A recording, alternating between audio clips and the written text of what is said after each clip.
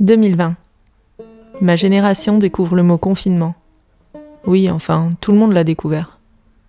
On retiendra peut-être que SpaceX a envoyé des humains dans l'espace, les a récupérés, qu'ici on a changé de gouvernement. Plus sûrement qu'on a prêté plus d'attention aux soignants, on a abandonné des projets, on en a retardé d'autres, on en a oublié même. Il y aura peut-être un monde d'après, il disait. On verra. 2020, nous, c'était ça.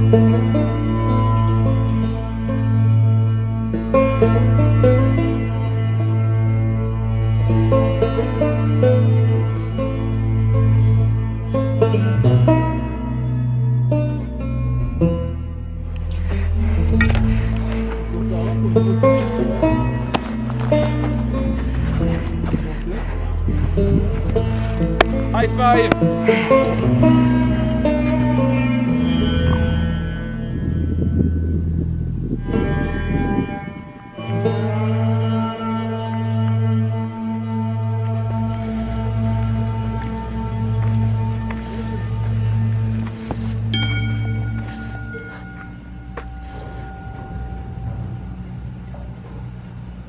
Alors, mes cloches. C'est marrant, elles ont des têtes de taureau. Ouais. Ah, on voit la pro là, hein. C'est vrai que pour avoir de belles images, il ne faut pas avoir peur de faire quelques kilomètres en plus.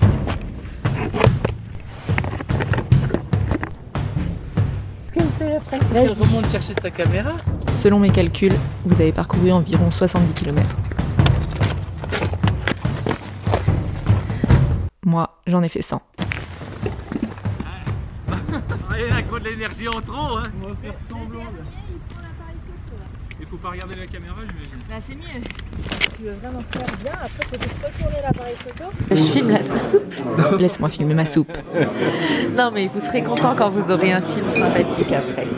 Ouais.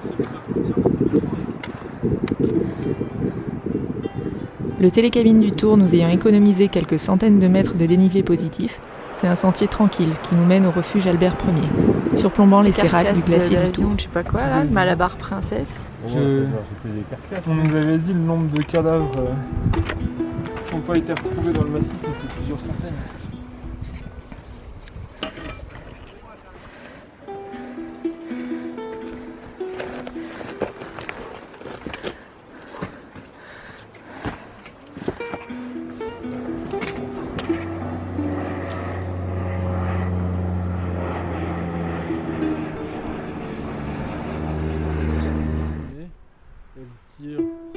Nous repérons l'itinéraire du lendemain, et mes pensées sont focalisées sur les manips de corde.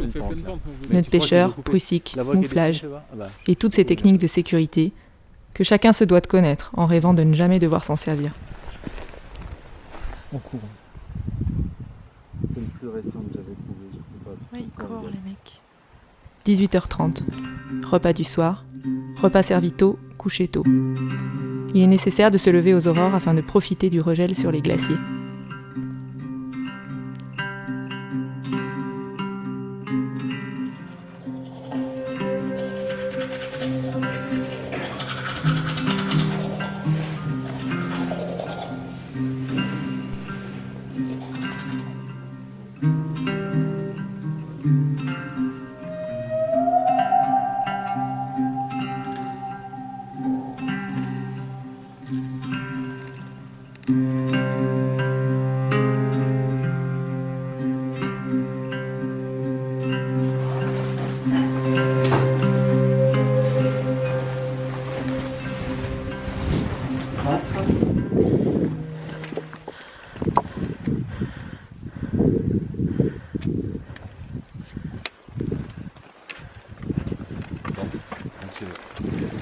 Levé 4 heures. Il est tôt. Trop tôt pour avoir envie d'un petit déjeuner.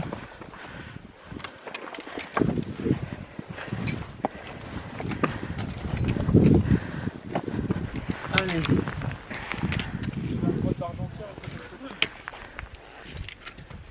Premier jour.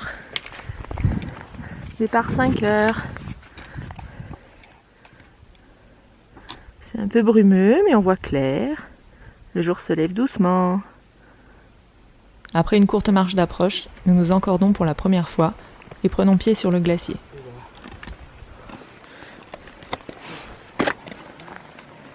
On a mis nos escarpins. Devant nous, quelques cordées plus rapides, plus matinales, qui se dirigent probablement vers l'aiguille du Tour, ce sommet facile et fréquenté du secteur.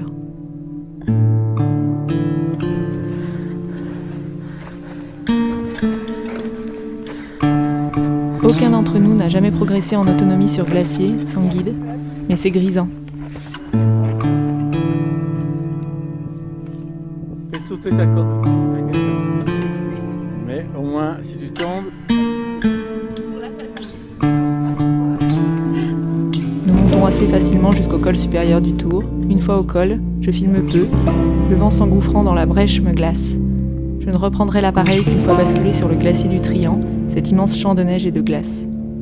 Les nuages nous enveloppent par intermittence et nous forcent à faire un point GPS régulier pour être bien certain de ne pas approcher une zone crevassée. Ouais, c'est ça, le gros caillou qui est là-bas. Le gros caillou qui est là-bas, et puis on reste au maximum sur la neige.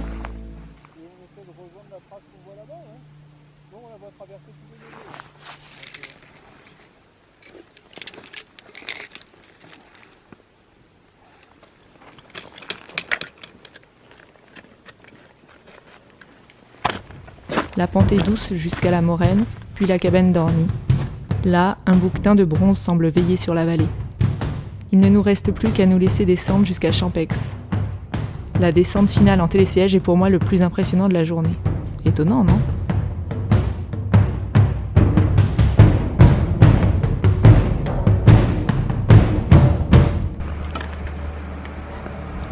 Il est monté là avec son camion, avec son super mort. Vache. Barrage la Grande Dixence, J3. Mais il y a des portes au fond du truc, des trous là. Ah oui, c'est pour faire des inspections à l'intérieur. Donc Ah oui. les mecs ils y acceptent pas, sûrement Bouton. en tapant un rappel. Hein. C'est pas un barrage. Il est encore en train de lire. Oui. Ah bah c'est un prof, hein, c'est pas pour rien. Hein. Faut qu'il lise tous les panneaux explicatifs. Puis il faut pas lui dire qu'il y en a encore là parce qu'il va aussi tous les lire. Il t'explique Je file. à la fin de l'automne, c'est là où il est le plus plein. On la voit pas.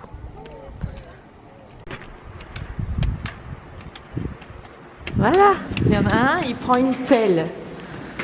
Le deuxième, il prend une pioche, il prend quoi le troisième? Eh oh, on rentre du boulot.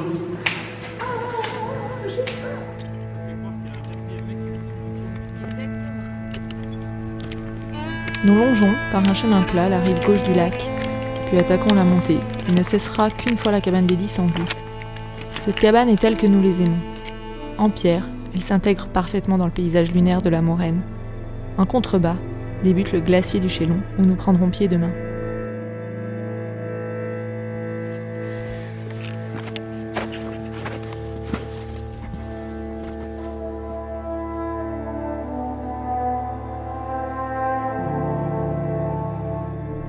Les gardiens, amoureux de la nature, ont rassemblé de la documentation abondante sur la faune, la flore et la géologie du coin.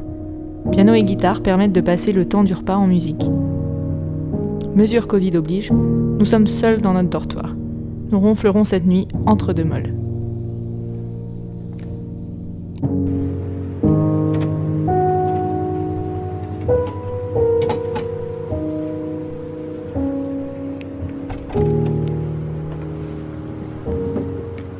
J'ai une cordée là-bas, on voit des tout petits points. Les gens qui partent là. Et le lever du jour là-bas.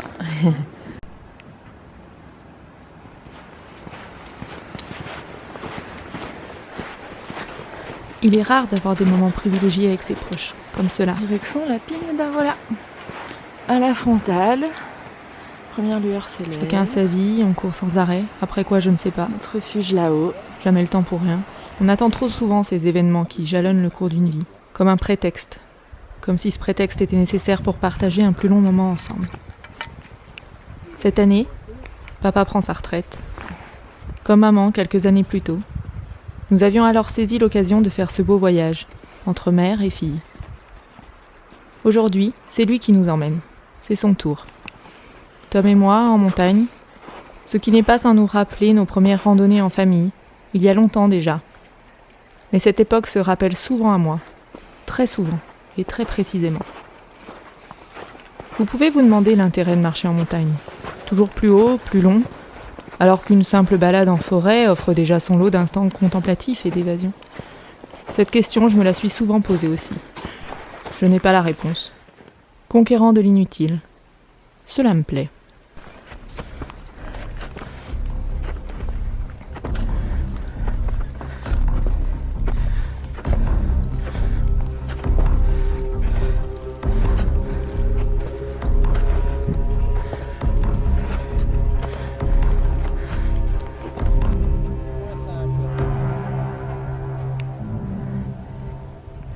Si on est dans la purée, ça va être moins simple. Bon, on bifurque pas beaucoup sur la serpentine. Hein. On bifurque pas beaucoup sur la serpentine. On va pas jusqu'au bout. Hein.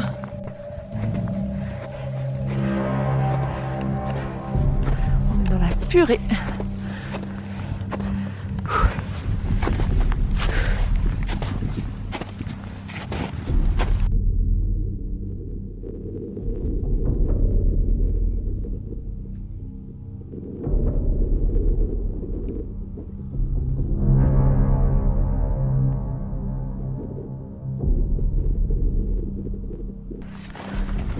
Le gardien nous a prévenus.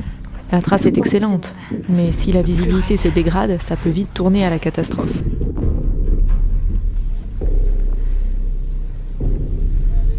Attends. Attends. Elle est pas prête.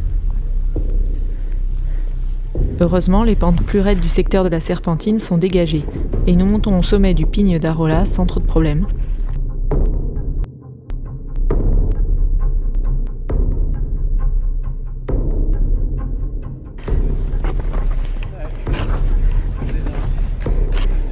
Bon, je sais pas vous les cocos, je suis fier de vous. Bravo les mecs. Bravo les filles.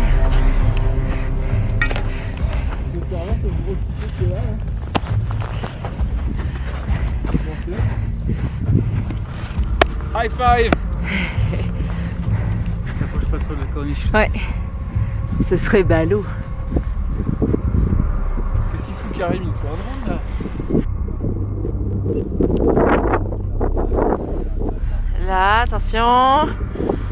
Ça y est, sommet. C'est le nuage derrière. Oui, c'est le nuage C'est derrière. le nuage qui fait comme une... Si, c'est celui-là, c'est sûr. Aucune confusion possible. Papa souffre de l'altitude, mais encordé et obligé de suivre. Ouais, et on descend jusqu'à... Ouais, c'est ça. Et à 3200, après, on peut longer la courbe de niveau et elle ira jusqu'au col. Le refuge des Vignettes. Bon, il est beau ce refuge aussi. La descente en D'autant revanche est clair. plus compliquée. Nous devons sortir à plusieurs reprises boussole, carte, GPS pour Ouais. éviter la grosse corniche surplombant le vide et rejoindre le refuge des Vignettes.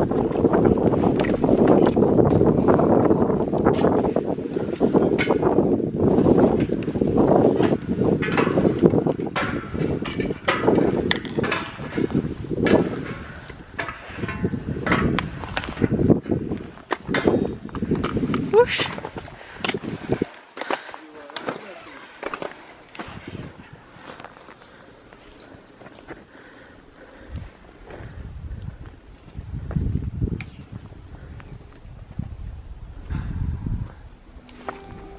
Jour 5.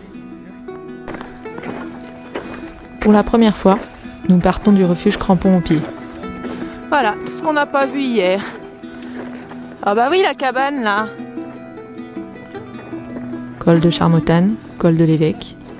Nous commençons à avoir de bons automatismes. Nous gagnons du temps dans les manipulations de cordes, dans le choix du meilleur itinéraire. Nous gagnons de l'assurance.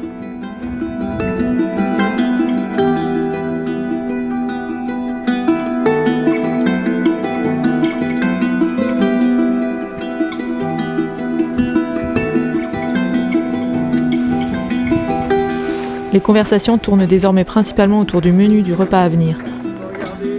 Il y a une saucisse, de l'emmental, une saucisse, de l'emmental.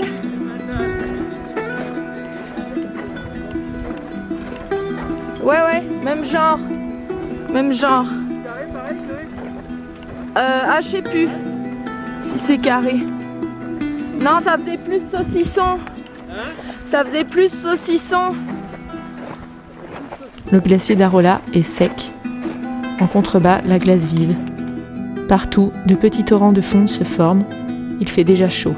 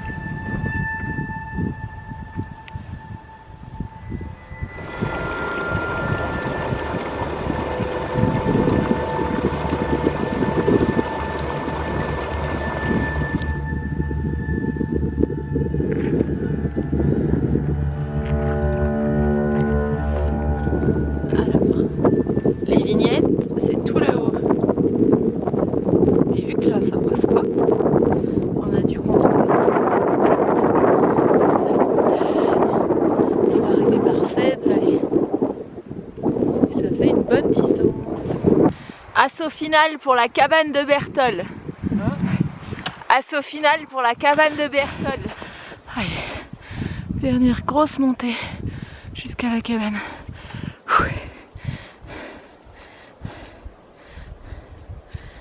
Ça suit derrière. Ça suit derrière. Ça suit. Ça suit derrière. Voici le refuge Berthold. Il reste à monter ces échelles. Et c'est bon.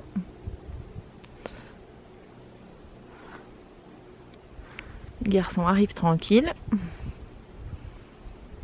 Et c'est parti. Alors, hier, on est parti. On est monté au Pigne d'Arola.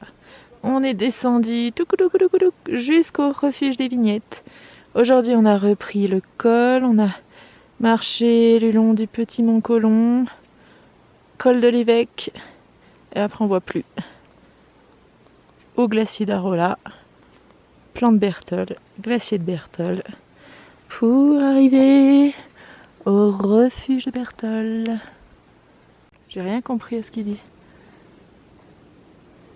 Il dit corde, je sais pas quoi. Oh bah, j'espère qu'il a pas sorti la corde maintenant qu'on a fait tout ce cinéma.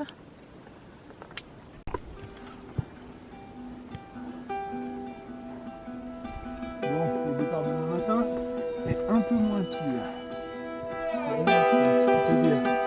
Michel, de pas par là en fait.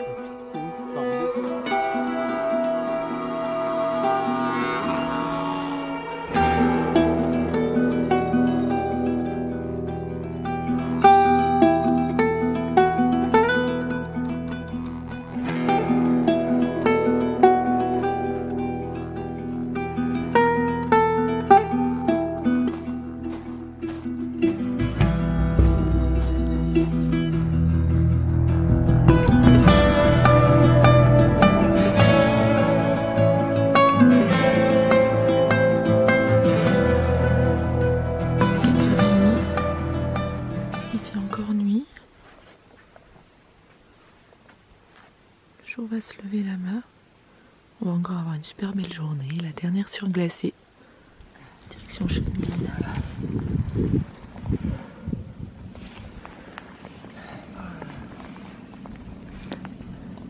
Bah allez, demi-cabeste. Demi-cabeste. Je me mets où là? Là, t'as un piton là-dessus. Le jour se lève à peine que nous devons déjà nous concentrer pour descendre les échelles du refuge. Tom nous fait descendre, papa et moi, l'un après l'autre, puis nous rejoint en rappel.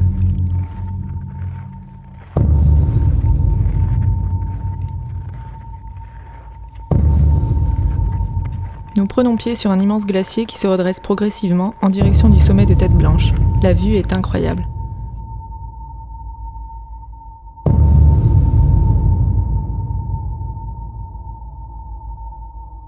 Massif du Mont Blanc d'un côté, du Cervin de l'autre, et cette sensation de dominer la vallée.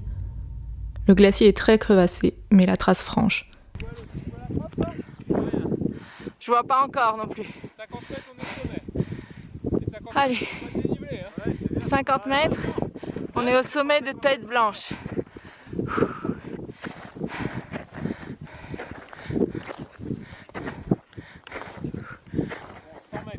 3000 combien?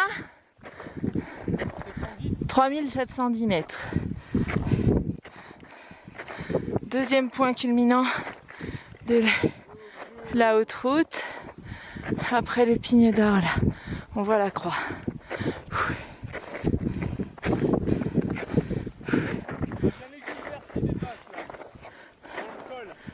Ouais, je sais pas si on voit, mais on voit le massif de Chamonix. Les aiguilles vertes dans le col là-bas. Peut-être le Mont Blanc.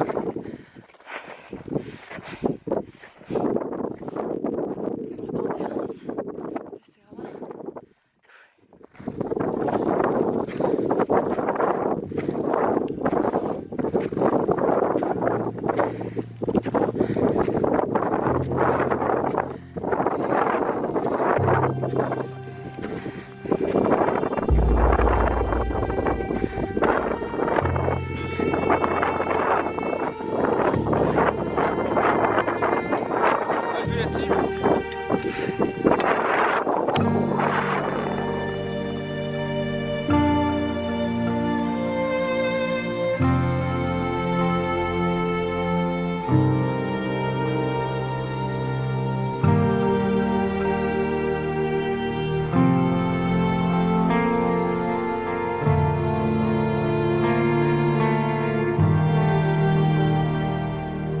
Les plus grandes difficultés sont à venir. La trace se perd rapidement entre d'énormes crevasses.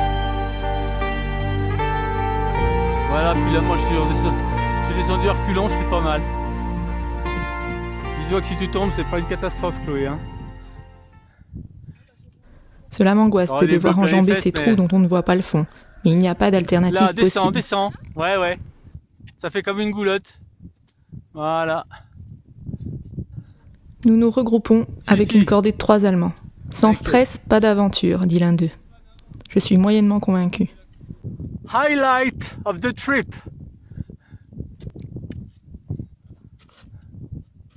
Tape-le, regarde Chloé, avec ta main droite. Parallèle, le piolet, parallèle, le manche du piolet, parallèle à... Comme ça, voilà. Tu le tempes, voilà. Et plus devant toi, non, devant toi. Je vais te le planter, le piolet. Non, c'est pas vous.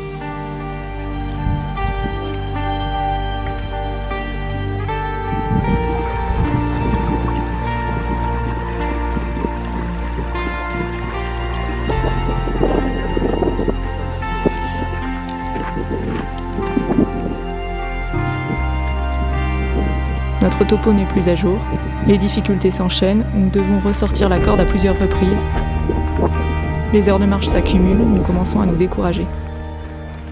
À la recherche de la cabane. C'est foutu dans ce pierrier. Je sais pas où est le chemin. On va finir en beauté, je crois. Un peu galère, mais bon, c'est plutôt pied de très loin. Et il y avait un chemin qui venait de plus loin, Tom? Comment ça? Ben, quand t'es arrivé là-bas, il y avait un autre chemin. Ah, donc l'option de faire le grand tour, ça devait marcher alors?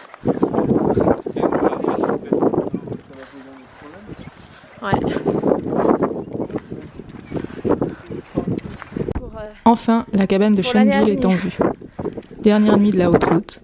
La pression de l'après-midi retombe. Nous dégustons bière et Apfelschorle face au Cervin. Interminable.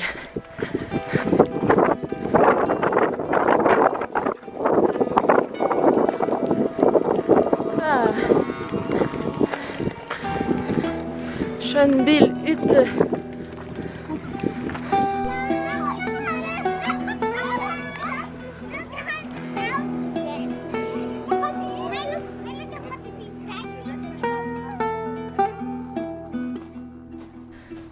La haute route se termine. Première expérience de la haute montagne en autonomie. Il faut bien avouer que nous sommes plutôt fiers de nous. Quelques frayeurs, certes. Il n'y a certainement pas beaucoup d'endroits où l'on peut marcher, comme cela, plusieurs jours d'affilée sur la glace, sans redescendre dans la vallée.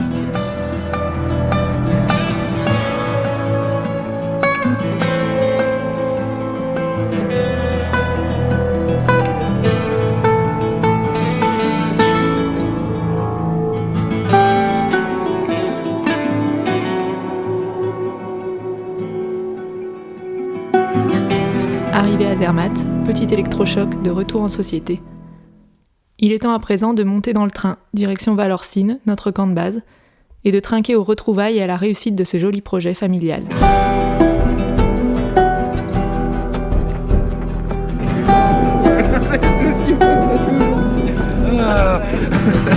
Grosse encouragement. Moi, ça a été des combats la semaine. Oui, après, Un bien joli souvenir. 2020, pour nous, c'était ça.